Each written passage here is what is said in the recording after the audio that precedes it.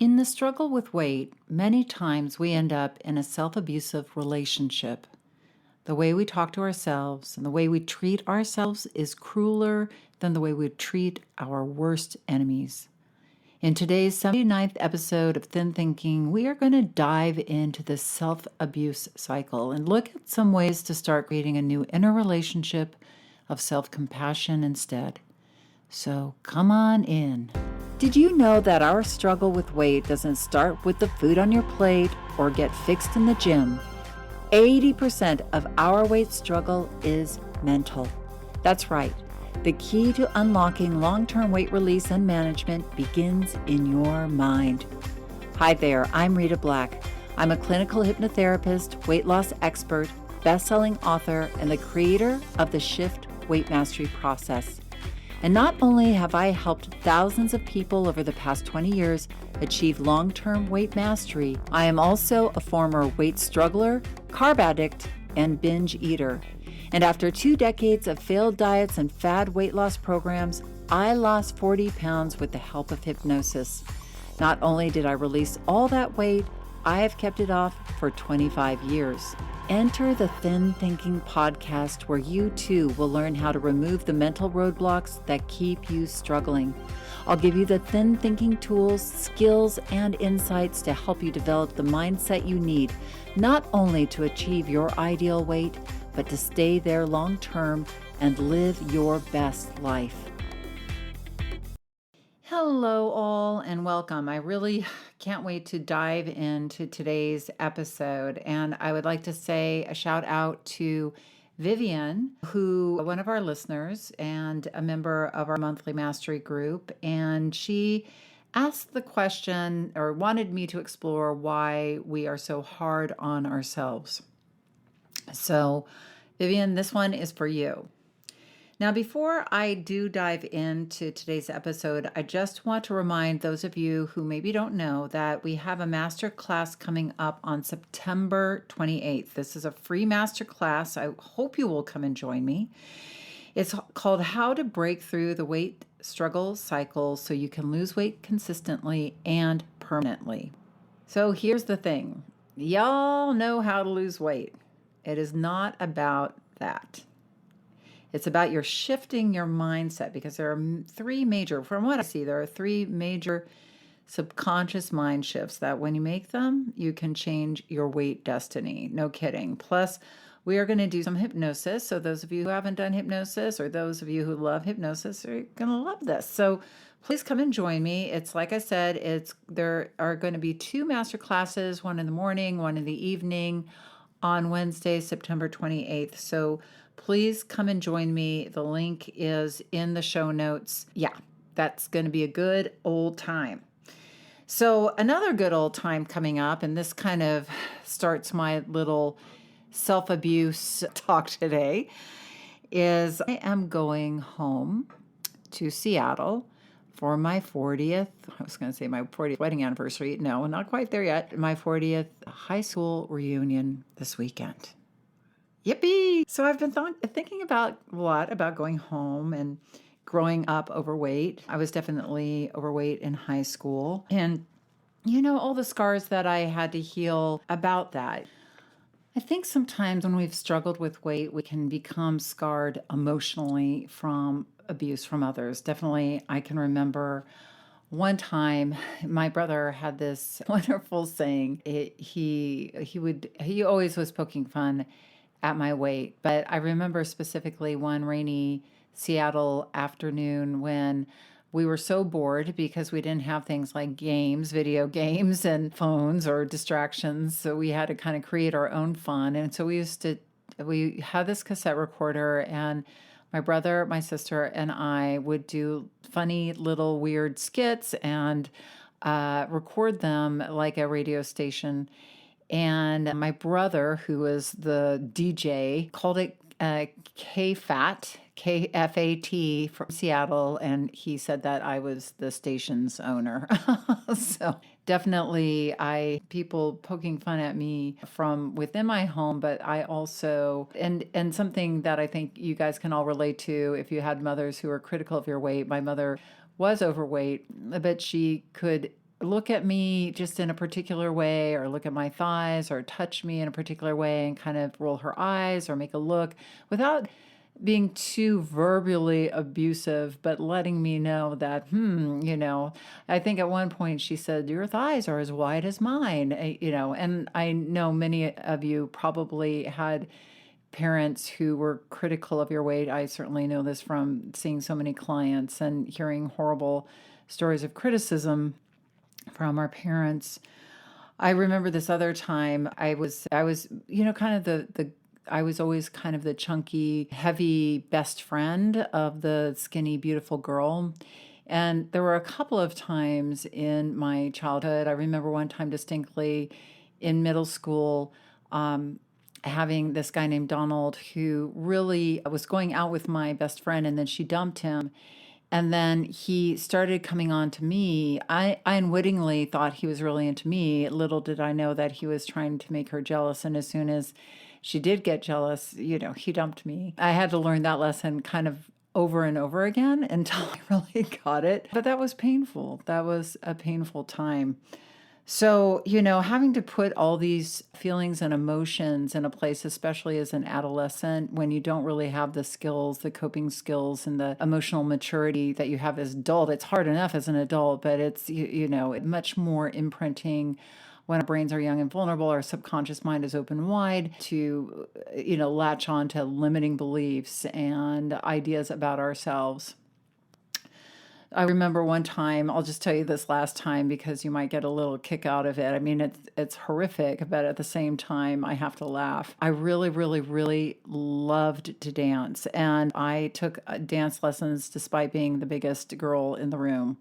And my mom was smart and enrolled me in modern dance, which was, at the time, I wasn't going to be a twiggy ballerina, but modern dance was you could have a little more muscle and a little more heft, and it was more acceptable, I guess. So I did modern dance for a while, and then I wanted to be in our high school musicals, and I actually was in every single musical, and I always wanted to play a leading role. And my voice was okay, like my singing voice was okay, but I really liked to dance, and I actually got cast as the dancer. I was always put in the back of the chorus, in the very behind, because I was also tall. But we did West Side Story. I really, really, really wanted to be Anita, but of course the role went to, that's Maria's sister. If you know West Side Story, but anyway, she gets to sing "I'd Like to Be in America," and she's a sassy woman. And I thought I did a really good acting audition, but anyway, I didn't get the role. I got the role of a dancer. And I remember us, and this was so humiliating, but we all had to dance. We had to learn dance, a very specific type of dance that was kind of like a swing dance where the guys would like lift the girls up over their head and do all these kind of fancy things. We took our musicals very, very seriously at our high school. We were known for putting on good shows. And we had a very serious choreographer. And I remember they paired me up with this skinny little guy who was probably half my height. And I towered over him, and I was twice as wide as he was. And I just remember they were like, "Okay, guys, grab the girl by the waist and lift her up over your head."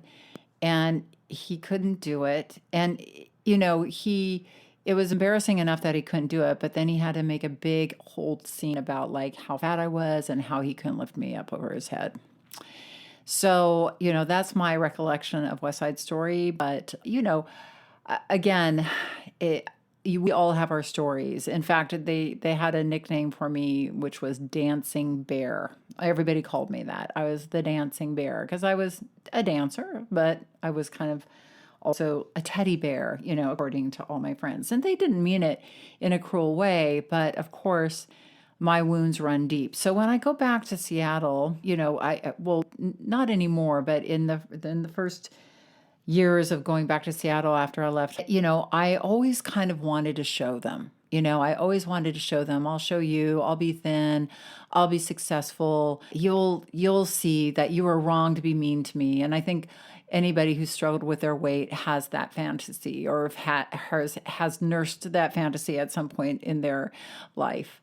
And I remember going back to my 10th and my 10th reunion, I was living in London at the time, and I don't think I could afford to come back. But I went back to my 20th reunion, and I remember I was so steeled, because it was right around the time that it wasn't right around the time I lost weight. I'd kept my weight off for about 5 years at the point. I'm trying to remember my timeline, but I definitely wasn't worried about my weight. I was at my ideal weight.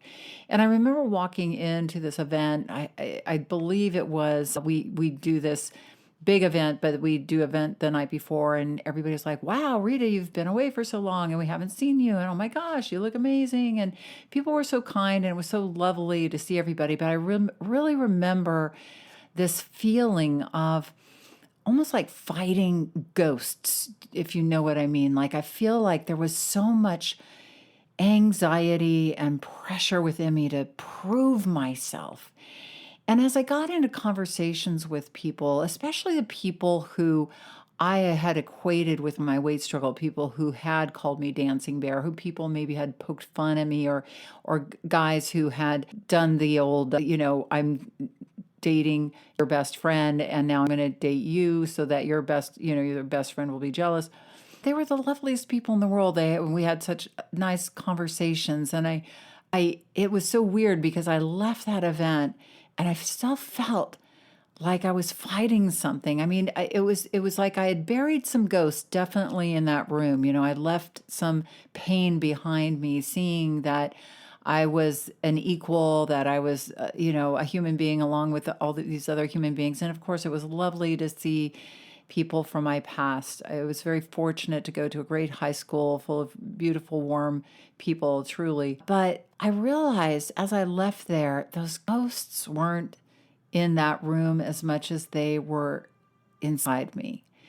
And I realized that so much of the pain that I went through during high school, maybe it started outside of me, but it definitely had gotten pulled inside of me. And it was now like these ghosts were the ghosts of my own creation, that telling me I wasn't enough, telling me I was never going to measure up, that still feeling lesser than all those people in the room, even though I could rationally say I measure up or had been successful to a certain degree, just as far as successful in life. I had a beautiful husband, I had a beautiful child. I had, I was starting to do the work that I'm doing here with you. I was in a good place. There was so much good going on in my life. And yet there was a part of me that just felt like I was up against something, and that there was this big void, and I just couldn't place it. And I really thought about it a lot, and I really started to see how much of that ghost was this really harsh, inner critic that we always talk about, that self-abusive relationship. So now I'm going, and it's my 40th reunion. We're all a little older. We aren't worried about how we look so much anymore, I don't think. I think we're all like really grateful we're still here. Sadly, some of our classmates have passed on from accidents, from cancer. It's really sad. So I'm grateful to be going back and just seeing people, because they're still alive and we're still here on this planet. We can still value and cherish each other. But what I really wanted to dive into is this: how we never measure up to our expectations, how we are never enough. And I realized that it's almost, as I was thinking about it this week and about going home and about that trauma, it's almost a trauma, like almost a PTSD that I had from that time in my life, that was just not only external circumstances, but really this internal life where I was so vicious with myself. And then that carried on through my 20s and into my early 30s before I began my own shift. Yeah, so when we struggle with weight, we abuse ourselves, and we keep ourselves from really knowing that we are not enough. I mean, keeping ourselves from really knowing that we are enough right now. For those of you who've worked for me, I have a saying, which is love yourself down the scale. And why is that so important? Well, I see so many people struggling with their weight, and we really become very vulnerable when we want to lose the weight in order to love ourselves. It puts us in a vulnerable position to want to lose weight as quickly as possible. So we glom on to these horrible diets or unsustainable diets just in the name of, well, I'll love myself when I get these 10 pounds off and I can't feel these rolls of fat, or 20 pounds off or 30 pounds off. And then maybe then I will be good enough and be fit enough and be okay enough to love myself. But we all know really deep down that the work we need to do with loving ourselves begins now. How many people I've seen release 20 pounds, 30 pounds, 40 pounds, get to their ideal weight. And because they weren't doing this work of really being with themselves and communicating with themselves in a more powerful way, then they get to their ideal weight and it's not enough. And they either feel disappointed, like, oh, I was supposed to turn into a butterfly. And then they just start gaining weight, or they try to lose more weight because they feel like, well, I'm not thin enough. And if I lose more weight, then I'll absolutely, then I'll be able to love myself 5 pounds less, right? I also think that there's that inner critic part of us that really believes that if our inner critic let up on us, didn't abuse us, didn't tell us we were lazy, didn't tell us you better lose some of this weight, or, stop eating that sugar, part, I believe, really thinks that if we let up on ourselves, that we would just go off on an eating rampage, that we would be uncontrollable. I really believe our inner critic, this part of us that is so vicious, so controlling, that really makes us feel like we aren't enough, is really acting vicious, not out of the joy and pleasure of being vicious, but really out of a deep fear. A deep fear that somehow, because we don't measure up, because we are this uncontrollable beast, that is not only not okay, but that we will absolutely be shunned from the cave, in our caveman primitive mind, that we will be excommunicated, or sent off to be outside the village because we are not enough and we are not okay. And if anybody really knew how not okay we were, that would just be unforgivable, and we would definitely be taken outside the village. I forget what the word for that is right now, but I'm going to love myself enough to be okay with the fact that that word is escaping my tip of my tongue. I'll come up with it in a moment, but it is that word for taking somebody outside and shipping them away. I know you know it, so I'm not going to worry about it. So when we struggle with our weight, we develop this inner critic, like I said, very vicious, more vicious than we would be with any other person or dare be with any other person in our life, even our worst enemy. We criticize our behavior, we criticize our body, we criticize our lives and how we live it. I've been doing a lot of work this month. I'm sorry, not this month, but last month, in the month of August, with my monthly mastery group. It was basically, the theme of the month was love yourself down the scale. So we did a lot of work on loving our bodies and loving ourselves. And what really was very surprising is I work with such an amazing group of people and very generous with each other in the group. But what they say coming out of their mouths about how they feel about themselves, they're all working on themselves beautifully. But how we feel about our bodies, how we feel about our body parts. We really looked at our body parts. It was just unbelievable how negative and down on ourselves that we can be. It's resonating so strongly with me. One, because of the reunion, but two, because of coming out of this month. So we did a body love challenge, and it was really interesting because we all had to work on different parts of our bodies. I chose my neck crepe because I'm getting crepey neck skin, and other people chose. I didn't even know the things called arm wings. I know what these things look like under your arms, but I didn't know they were called wings. I thought that was really kind of interesting. But, some people chose their belly, some people chose their butts, but we had to really embrace that body part. And I'm going to get into a little exercise that you can use too that will really shift your relationship with any particular body part that you struggle with.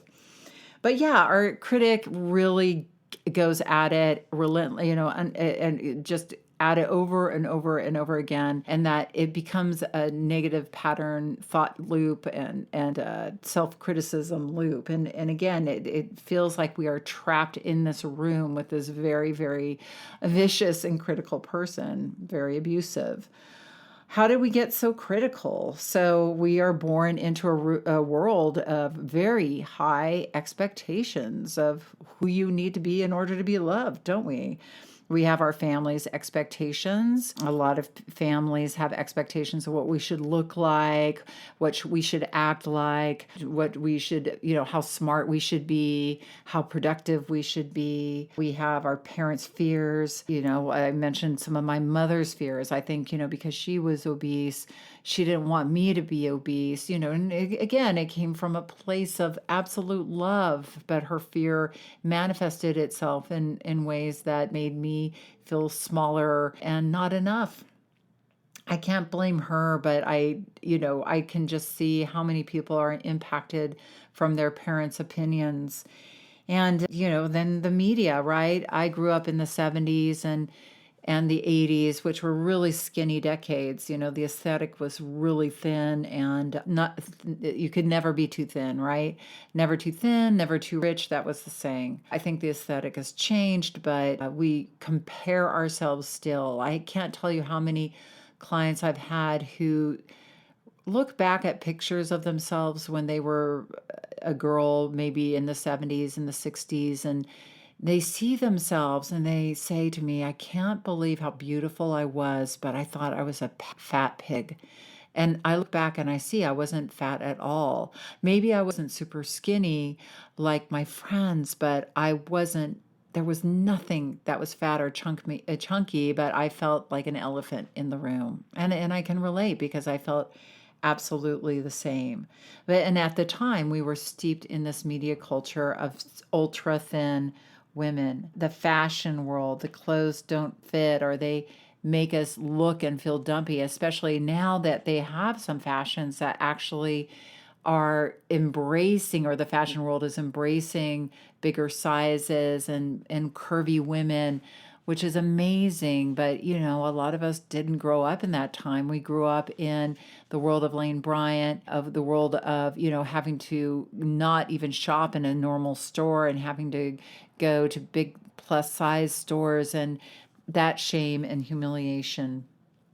I remember looking for dresses for dances, and I couldn't get into any of the teenage girl clothes that my friends were looking at. I had to go into the women's section where things were a lot more dumpy, especially in the 70s and the 80s. Well, it was the 70s. Yeah. The 80s was college, and that was hard enough. But yeah, the 70s was tough. So we really develop, and then we have jobs, we have friends. So, we get this limiting belief view from many, many places, and then we develop this very critical lens through which we see ourselves, and it's really driven by this fear that we are not enough, this fear that are going to be ostracized from our lives, our communities, our friends, if we're going to be rejected. And so this part of us develops in a way to protect us, to make us live up to these standards and to conform and be good. But these high expectations and these false standards create this very abusive relationship that we have with ourselves. And it's almost like there's a part of us that shuts down after a while. We have this big evidence folder of things that we do wrong. I do this exercise with clients. Sometimes I say to them, what's in that evidence folder that you're not enough? And they'll start to list all these things. And I'll say, okay, well, let's look at that other evidence folder of you are enough. And they're like, I can't really think of anything. But yes, in that evidence folder is you're a failure. And we bring that with us every time to every situation we go into, every diet we go on. We go into our weight loss attempts with, I'm not good enough, I can't be controlled, I can't be restricted. So because we believe that on a subconscious level, any attempt at really releasing weight or getting healthier, a lot of times is disintegrated because we have this deep underlying belief. And so we give up on ourselves really easily, hoping we'll be perfect one day. I think that's the illusion of the critic, is that I'm going to work harder at making you conform. I'm going to make you work harder at the gym. I'm going to make you eat less food,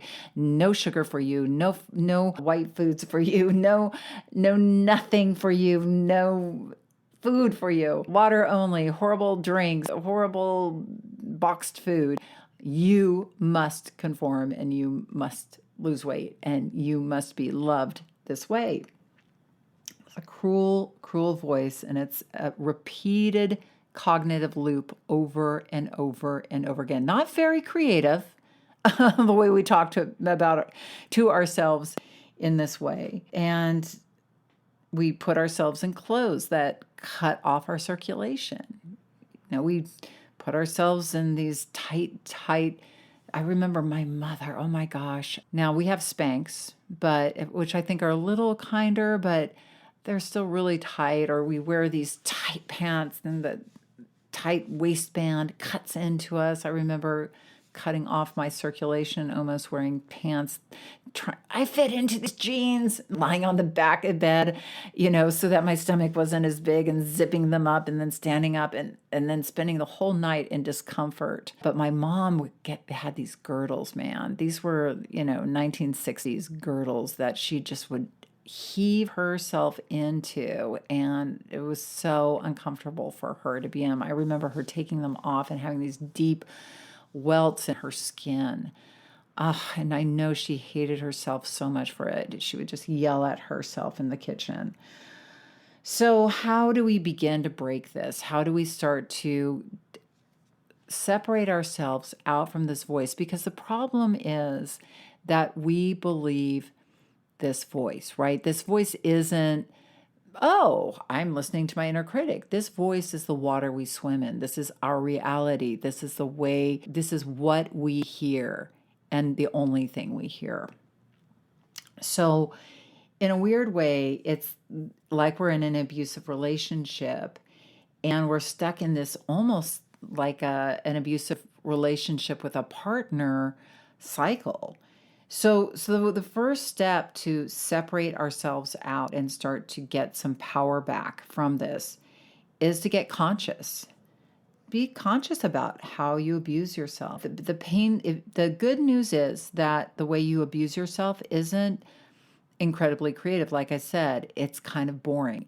You abuse yourself kind of in laughable, the same ways you always abuse yourself. When I started to get conscious to the way I abused myself, I was shocked at how, I would just say the same thing over and over again. And I started to laugh at it. I was kind of like, that's all you got?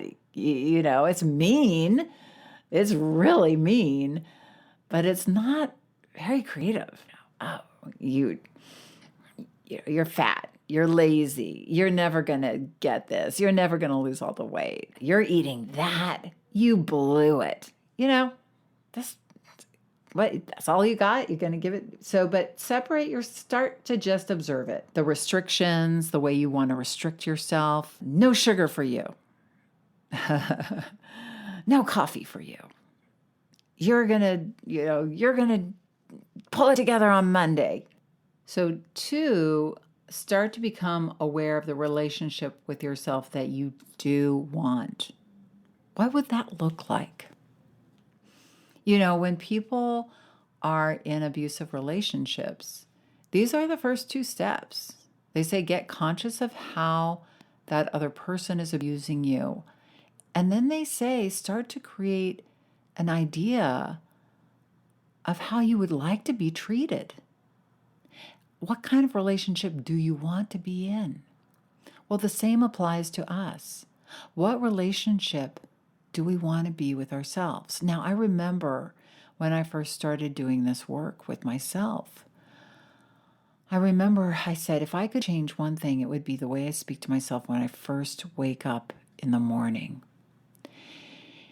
Because that was the worst time of day for me. Oh boy, I would wake up after, binging and just be like, oh, you did it last night. Why did you do it? You were doing good. And then you were just like, you went to town, you overate. And I could feel the food in my belly. I would just, you're never, ever going to work this out. That was my fear. It was just going to keep going for the rest of my life.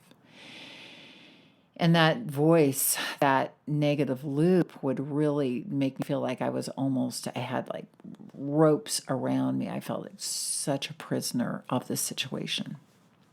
So for me, my vision was to wake up into loving thoughts of myself and loving thoughts of my life.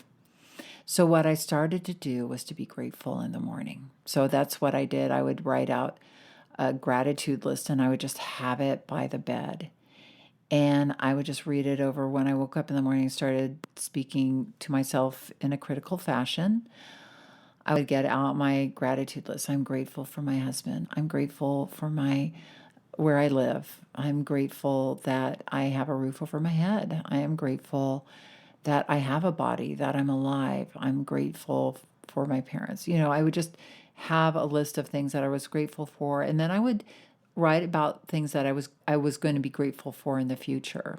Like, I'm grateful that I stayed focused, that I moved my body lovingly every day. And those gratitudes, those future gratitudes really were helpful for me to start to get my mind wrapped around what I wanted to do in a really positive way. And interestingly enough, I was speaking about this with my group, and I'm starting to have them do it, is I just had them start writing out their gratitude list and then recording that. It's very helpful. It's a wonderful way, and this is what I do in the morning now, and I listen to it, and I always wake up into some positive vibes. I always wake up, I should say it was self-hypnosis. It's, I record grateful for where I am and grateful for where I'm going. So that is something I really envisioned myself, and then I started to work through that for myself. You see what I'm saying? So where is it that what is that relationship with yourself? Now, I attacked one area, my worst area, and I started from there and I worked out into my life. But I want you to start to create a vision of the relationship with yourself that you want. We so know what we don't want, but we rarely think about what is it you want? What is the relationship with yourself that you want? Okay. And you can have that relationship now, by the way, not waiting until you're thin. I think that's the mistake most people make, is they think, oh, I'm going to wait until I'm thin and then that relationship will just naturally come. Well, it ain't. It will not come naturally. You have to really create it in your mind, and then start to work towards it. Now, number 3, you want to make that decision to stop, to say, look, I am fed up. I am mad as hell, and I'm not going to take it anymore. Those of you who remember that movie, I'm mad as hell, and I'm not going to take this anymore. I'm not going to listen to this inner critic anymore. I'm going to leave this house of abuse. And I want you to recognize this is a recovery journey. It really is. And you need a new house to go to. You need a house of self-compassion. So, in the shift, one of the things that we do, and you can do this right now, is you can create what I call your shift space. And it's a place in your mind. And this is what I would call your house of self-compassion. You can imagine this is just a beautiful place of your own design and choosing. Maybe you can just go ahead and take a nice deep breath in and close your eyes unless you're driving a car. And just take a moment And think about a really beautiful, relaxing place in nature. Maybe it's a country meadow with beautiful wildflowers. Or maybe it's a beach with the waves lapping gently on the shore, the warm breezes caressing your skin. Or maybe it's a mountain, alpine mountain, or a mountain hike, maybe under trees and it's shady. Or maybe it's a tropical forest with a little lagoon on the edge. Maybe it's a beautiful room of your own design and choosing. Whatever it is, you're creating this place where you come to seek refuge and to create a shift in your life. And now stay here with me for a moment, and I'd like you to imagine seeing yourself in that shift place. And I'd like you to step outside of yourself and observe yourself in that shift place. Maybe imagine you're just relaxing there in a hammock or laying on the beach. And you are observing yourself as a loving companion. I want you to think about the friends or family that you love, that you, the way that you speak with them, the way that you want the best for them. I just want you to observe yourself and see yourself in the same way you would one of your children or your best friends or even an animal companion, just the tenderness and the love and the compassion that you have for that other person. And in fact, I'd like you in this shift place to tenderly just touch your own cheek. Just reach down and imagine you're just touching the cheeks just so tenderly, like, wow, I really appreciate you and love you. And as you're doing that, I want you to think of yourself as now the guardian and the advocate for yourself. So it's almost like you're both you, and I call it the coach, but you can call it the compassionate guide, whatever you feels right now, the nurturing parent. And touch your cheek in this shift place. And I'd like you to whisper to that you, I am going to take care of you. You are good enough. You are worthy. You have a right to take up space in this world. You are on your journey of being healthy and happy. And go ahead and say anything else to this you that you would like to let them know that they're okay just as they are. Just anything loving you want to say to yourself, go ahead and say it now.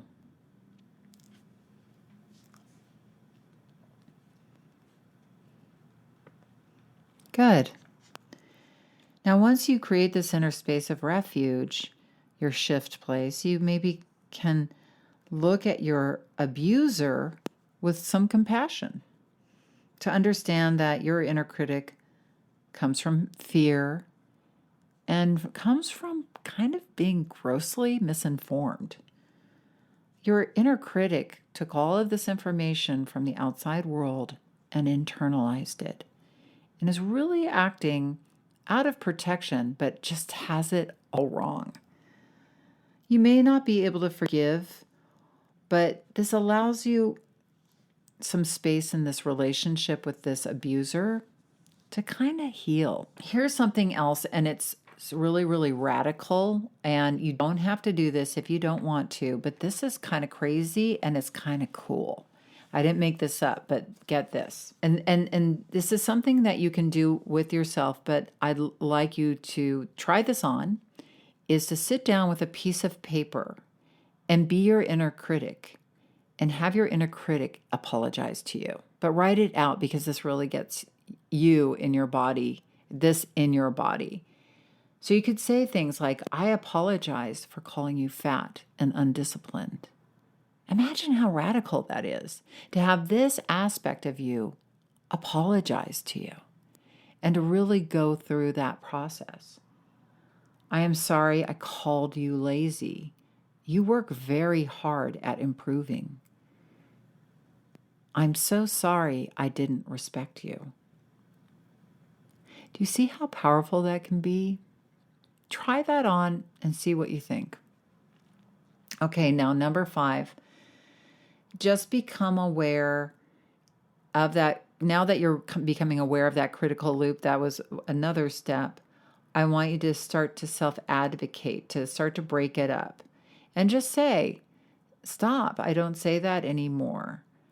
Like, for instance, if that critical part of you said, you blew it, you ate that junk food, use, this is my favorite, and maybe you've heard me say this before, I'm going to say it again. Use the term, I am moving in the direction of, moving the direction is a wonderful term to use for your subconscious mind, because it's not an affirmation. It's not like saying, I am eating healthy, but I'm moving in the direction of eating healthy. That opens up your subconscious mind, because if you're not quite there yet, your subconscious mind isn't going to buy it. But if you're saying I'm moving in the direction, it can buy that. So it will take that on. But sometimes I really love that idea of stop. I don't say that anymore. I say I am moving in the direction of making healthier choices. Or stop. I don't say that anymore. Stop is a great word. You don't have to be mean about it. You're just saying stop. We don't do that. Stop. Stop. I don't say that anymore. It's making a cognitive, what you're doing is really, it's like a little, you can take a breath when you're saying it too. It's like a little mini, it's like a karate chop. You're making an incision in that old loop. So it's almost like you're cutting through that loop, and you're cutting right through it by saying stop. And time kind of stops, and your brain kind of stops when you say that. Stop. I don't say that anymore. I say I'm moving in the direction of making healthier choices. Stop. I don't say that anymore. I'm moving in the direction of taking care of stress in ways other than food. So you're stopping and you're refocusing on where you are going. Okay, 6. Let's talk about our body language. So I want you to start advocating for your body as well, and pick one part this week. Pick a part right now. What's the part of your body that makes you feel the worst, cringe the most, that you would hide it? For me, it used to be my thighs. When we did our body love in our monthly mastery group, it was my neck crepe. And I can't believe how many other women in our group felt the same about their neck crepe. So last year we worked on it, and I worked on my bunions, which I have. So, there's always a part we can work on. We never run out of parts. And I always feel better about that part. It's such a loving thing to do. So just pick a body part and start to touch it every day lovingly. And I want you to rename that body part. My thighs were fat, chunky, disgusting. So I came up with some better words. Now, I didn't say my thighs were thin, because they weren't. And I didn't say my thighs were, gorgeous. But it has to be a word that gives your body part respect, but also something that you can really embrace wholeheartedly with all of yourself. So my body part, my crepey neck, I said it was witty, and I said it was wise, and I said it was sensuous. So here are some words that you might use, and you can please feel free. People are very creative when they start thinking about this. Long, strong, shapely, vibrant, lovely, pretty, sexy, presidential, royal, spiritual, goddess-like, whimsical, proud, witty, generous, statuesque, modern, toned, ripe, sensuous, handsome, bodacious, voluptuous, Olympic, wise. So see what you can come up with for your body parts and just have fun. And 7, start to observe all that you do that is powerful and put that in your evidence folder that you are capable and enough. For instance, I went for a walk today even when I didn't want to. We're very quick to point out, we were talking about this in my group, we're so quick to point out what we didn't do right. And when we do something right, we're very quick to move on from it and minimize it like it didn't matter, right? Our brain will just, oh, yeah, I did that. Yeah, okay, well, let's forget about that. Let's move on. What's not working now, right? So we want to hold on to what we did. We want to hold on to what we're doing. We want to even hold on to those moments where we feel good. We want to put them in that evidence folder, that life is good, we're enough, that we do positive and healthy things. I can assure you right now, you're probably 60 to 80% of what you're doing is powerful and positive. You're just not seeing it. So wake up to all those powerful things you are doing on a daily basis and put them in that evidence folder. The more you call attention to them, the more you will see them, and the more you will start to see more that you do, I swear. So please do start doing that. I stopped after a couple of bites of dessert, and I noticed it was enough. Put that in your evidence folder. All right? So now I'm going to rustle my papers because I've got some notes here, and I'm going to just review really quickly what you want to do to start to break up this relationship and start to have a more powerful relationship. So number 1, just get conscious and observe how you abuse yourself and the restrictions, the negative loops. Then 2, you want to start to become aware of the relationship you do want to have. 3, and make the decision to stop this whole thing that you're fed up. And then 4, start to cultivate that shift place, that beautiful, relaxing place, that inner refuge you can go to. Take a breath and enter in there when you're feeling anxious, stressed, and need some self-love. And really tune into that inner guide, that inner coach that can touch your face and have compassion for you, that can be your own best advocate. Have that inner critic write an apology to you. What the hell? Why the hell not? Come on, life is short. Get that apology out of that inner critic before it's too late. 5, become aware and hear the critical loop of your negative self-speak and stop it. Stop. I don't say that anymore. And advocate. Advocate. Be your own best lawyer. Get in there or be your own best friend. Stop that bully on the playground in its tracks. We don't say that anymore. We say this. And then tune into that body part that you want to have some love for and give it a new name and observe all that you do that is powerful, healthy, all that you do in your day. There's so much that you do that is wonderful and powerful. Put it in that evidence folder, please, that you are enough. And take a nice deep breath in and bring that all within you. And I hope that this episode served you. All right, so please, on the 28th, I hope you will join me for how to break through the weight struggle cycle so you can lose weight consistently and permanently. I would love to see you there. We're going to do some hypnosis and really dive into those 3 main mind shifts that you can make to really get going on your journey of weight mastery. Thank you again. Have an amazing week, and remember that the key, and probably the only key to unlocking the door of the weight struggle, is inside you. So keep listening and find it. And I will wave you all hi from Seattle, Washington, Roosevelt High School, class of 1982. And I will see you next week. You want to dive deeper into the mindset of long-term weight release? Head on over to www.shiftweightmastery.com. That's www.shiftweightmastery.com, where you'll find numerous tools and resources to help you unlock your mind for permanent weight release, tips, strategies, and more. And be sure to check the show notes to learn more about my book, From Fat to Thin Thinking: Unlock Your Mind for Permanent Weight Loss.